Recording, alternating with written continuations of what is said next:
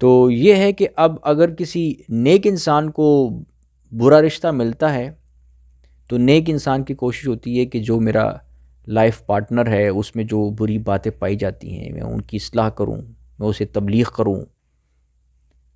تو اگر تو اس کی اصلاح ہو جائے تو ٹھیک، اچھی بات ہے، لیکن اگر نہیں ہوتی تو پھر وہ اس سے چھٹکارا حاصل کرتا ہے۔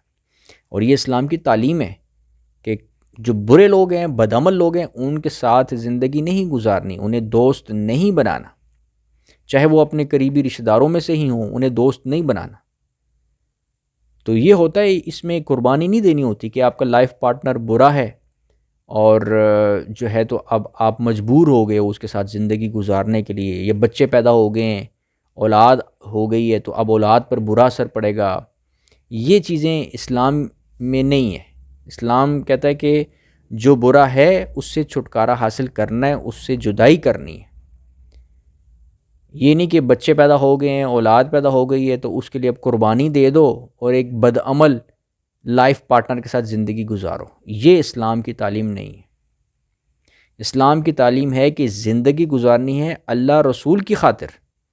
جو اللہ نے حکم دیا اس کے مطابق چلنا ہے۔ اللہ نے کسی جگہ نہیں کہا کہ اگر تمہاری اولاد ہو جائے، تمہارے بچے ہو جائیں تو ان کی خاطر اب تم قربانی دے دو، اور جو تمہارا لائف پارٹنر ہے، برا شخص ہے یا بری عورت ہے تو تم اس کے ساتھ گزارا کرو۔ یہ اسلام نے کسی جگہ حکم نہیں دیا، کیونکہ اگر برے انسان کے ساتھ زندگی گزارو گے تو پھر اس کا اثر پڑے گا، اولاد کی تربیت بھی بری ہوگی، اولاد بھی بری بن جائے گی، مزید تمہاری زندگی میں جو ہے نا وہ فتنہ اور جو ہے نا پریشانیاں پیدا ہوں گی۔ ایک لائف پارٹنر برا، اوپر سے پھر اولاد بھی جب بڑی جو ہوتی جائے گی تو وہ بھی بری انسان جو ہے نا وہ بن جائے گی، اور وہ بھی فتنے اور مزید مصیبت اور پریشانی کا موجب بنے گی۔ تو یہ ہوتا ہے کہ جو اللہ کے ذکر سے اعراض کرتا ہے اس پر شیطان ہی مسلط ہوتا ہے، اور وہ پھر اس کے ساتھ جو ہے نا وہ اسے پھر پسند آتا ہے۔ جو انسان برا ہوگا اسے برا ہی پسند آئے گا، اور وہ کبھی بھی سمجھ نہیں سکے گا کہ میرا جو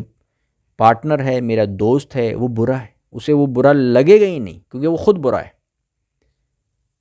تو یہ ہوتا ہے کہ اگر انسان اللہ کے ذکر سے اعراض نہیں کر رہا، اللہ کے ذکر پر چل رہا ہے، اللہ کا ذکر کرتا ہے، نمازیں پڑھتا ہے، اللہ تعالیٰ کی تعلیمات پر عمل درآمد کرتا ہے، تو پھر وہ یہ سوچتا ہے کہ یار میں نے دوست بھی وہی بنانے ہیں کہ جو نیک ہیں، جو مومنین ہیں،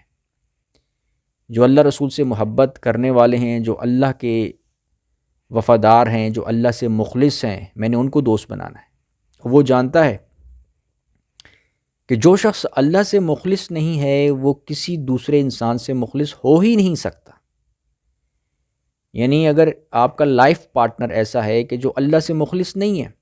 اور آپ سمجھ رہے ہو کہ وہ آپ سے مخلص ہوگا، آپ سے وفاداری کرے گا، تو یہ غلط خیال ہے۔ وہ موقع پڑنے پر آپ کو بھی دھوکہ دے سکتا ہے، سامنے نہیں تو پیٹھ پیچھے آپ کے خلاف کچھ بھی وہ سازش وغیرہ وغیرہ کچھ بھی کر سکتا ہے۔ تو یہ ہوتا ہے کہ جو نیک لوگ ہوتے ہیں وہ پہچانتے ہیں، وہ پہچان لیتے ہیں کہ کون جو ہے نا دوستی کے لائق ہے، کس سے دوستی کرنی چاہیے، وہ پہچان لیتے ہیں۔ ان کو پتہ ہوتا ہے کہ ہم نے صرف انہی سے دوستی کرنی ہے جو اللہ سے مخلص ہے، اور جو اللہ سے مخلص نہیں ہے ان کو ہم نے دوست نہیں بنانا۔ یہ قرآن شریف کا حکم ہے۔